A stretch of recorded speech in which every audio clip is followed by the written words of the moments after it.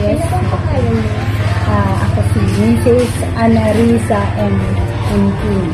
So, meron po kaming mga few questions here. So, okay lang po ba na tanong kayo? Okay. First question po, paano po ninyo tinutulungan ang mga batang nahihirapan makisama? Siyempre, unang-una, kakausapin mo siya ng personal, ba? Tapos, makipag-usap ka din, o makipag-coordinate ka din sa parent niya. Baka may problema siyang iba na alam niyo naman sa panahon ngayon, yung mga bata, parang ano na sila, introvert karamihan. Gawa ng sa modern technology nga, di ba, na-expose sila sa sa mga devices, sa mga media, ganun. Kaya, maliit pa lang sila, parang independent na. Kaya pagdating sa classroom, parang ang hirap na nila makinig sa mga kaklase nila gawa nga ng influence ng multimedia. So, kailangan alamin mo na yung background, bakit ganun siya, bakit ganun yung bata na yun. And then, syempre, kausapin mo siya ng sinsinan hanggang sa matutunan niya na makipagsalamuha sa mga kaklase. Sige po. Next po is, bakit po mahalagang marunong makipag-usap ang mga bata sa kapwa nila? Okay, so yun. Yung pakikipag-communicate kasi ay isa rin yun sa natututunan dito sa school, di ba? Kasi nga, yun din yung way na makakapag sila ng ideas o ng learning mula doon sa kanilang mga kaklase. At syempre, sila rin mismo na-express nila yung kanilang mga learnings din o mga ideas kung ano man yung mapapag-usapan nila. Thank you po, Alan. Thank you. Welcome. Magandang hapon po ma'am ulit. Ako po si Wendell Kikapi. So bago po tayo magsimula, ano po muna ang pangalan ma'am tapos position po sa school? Ako si Lucy Amber Sabal, grade 4 advisor ako sa Central Elementary School. Teacher 3. Ayan, thank you po ma'am. Ang una pong tanong ma'am ay, bakit po mahalagang matuto ang mga bata ng respeto sa paaralan?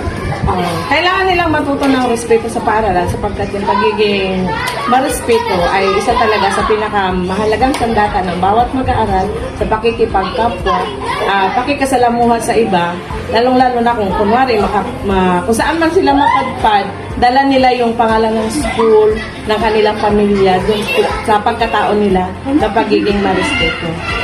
Salamat po ma'am. Ang pangalawa po ay, paano po nakakatulong ang mga gawain sa paaralan para maging responsable ang isang bata?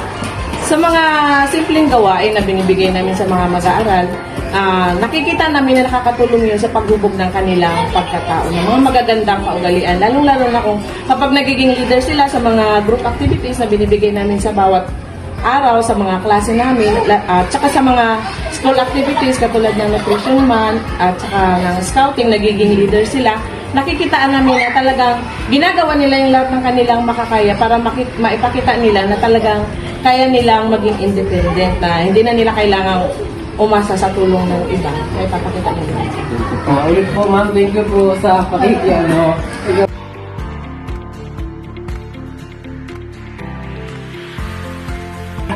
Okay, ang pangalan ko po ay Maria Cristina Rubite Benavides.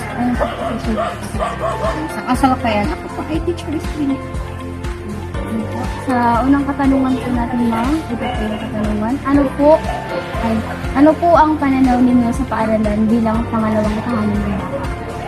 Para sa akin, so ang paaralan bilang pangalawang tahanan ng mga bata, dito mas mahuhubog yung kanilang mga kagandahang asal na syempre natutunan na nila sa bahay. So mas nadadagdagan yung kanilang kaalaman at yung kanilang kakayahan.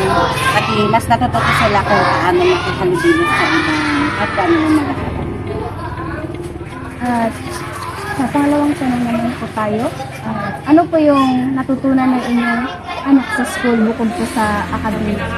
So, bukod sa academic, syempre yung mga anak ko na nag-aaral, natututo rin sila na paano makisalamuha sa kanilang kapwa-bata, paano sila gumalang sa mga guro, at syempre sa iba pang mga tao na nakikita nila sa loob ng paaralan.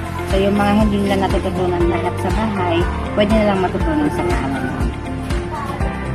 So last question na po, ma'am. Ito po yung katanungan. paano po ninyo nakikita ang pagbabago ng ugali ng inyong anak dahil po sa school? So, sa school or sa bahay, kumbaga, iba-iba din ang katangian ng mga bata.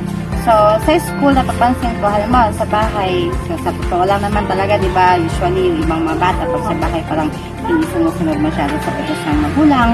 Pero pag sa school, nakikita mo silang naglilinis, tumutulong sa mga gawain sa school, at kuminsan sa bahay, nagsiselfone lang sila, o nanonood ng TV. Pero sa school, natututo silang makisalamuha at makipaglato sila ng mga. Hindi po ma'am, ito lang po yung napansin. Thank you din, marami sa inyo.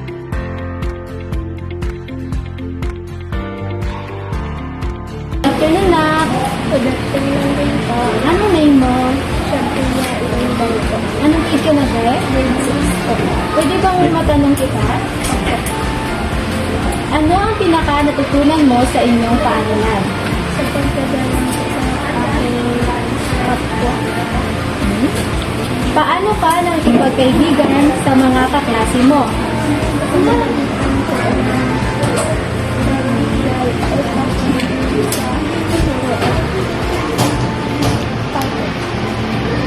sa pagpapakita ng magandang asal sa aking mga kaklase. Paano mo ipinapakita ang respeto sa teacher at kaklase mo?